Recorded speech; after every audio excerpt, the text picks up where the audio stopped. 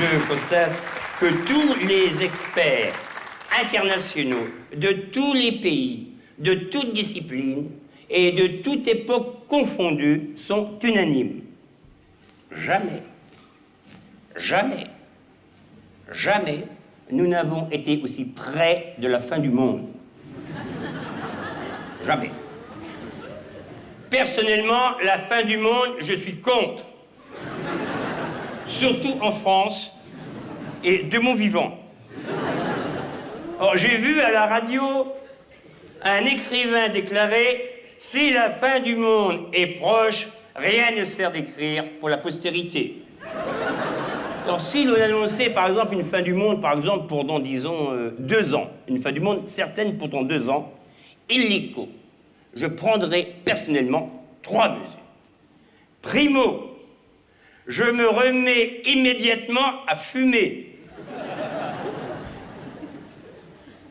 Secondo, je mène une vie beaucoup plus youpi. Tertio, je profite de tout ce que j'ai envie grâce à un emprunt que je rembourse sur 30 ans.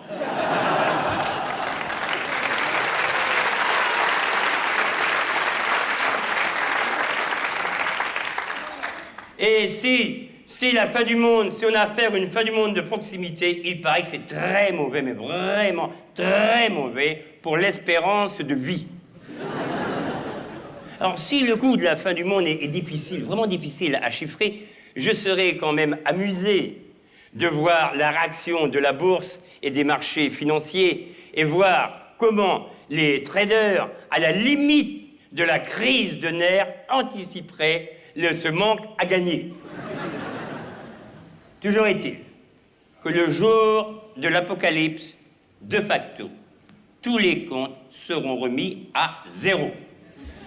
Donc, les fortunes des nantis seront anéanties et les dettes défauchées annulées. On aura donc une fin du monde de gauche.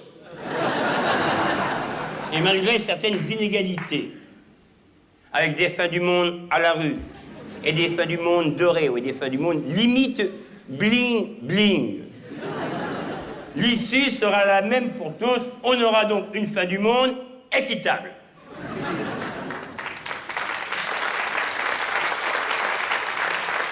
Et la fin du monde, ce sera pour longtemps. On aura une fin du monde durable. Petit bémol, on n'aura pas une fin du monde renouvelable. Quant à l'immédiate après-fin du monde, ce sera le grand calme, seulement perturbé par l'explosion de quelques bombes à retardement. Quant aux mines antipersonnelles, elles ne présenteront plus aucun risque puisqu'il n'y aura plus personne pour marcher dessus. Que ce soit demain ou dans 10 milliards d'années, pour l'instant, on est incapable de dire si le monde finira bien. Quoi qu'il en soit, je conclurai en vous imitant Nostradamus,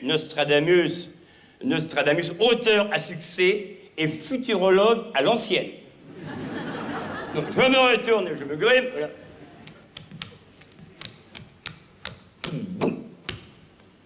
Voilà. Nostradamus, jeune. Dédramatisons la fin du monde. En effet, il y a à peu près autant d'astres et de planètes dans l'univers que de poissons dans la mer. Donc la fin de la vie sur Terre n'aura pas plus d'importance dans l'océan cosmique que la mort d'une sardine dans l'océan Atlantique. Voilà, merci.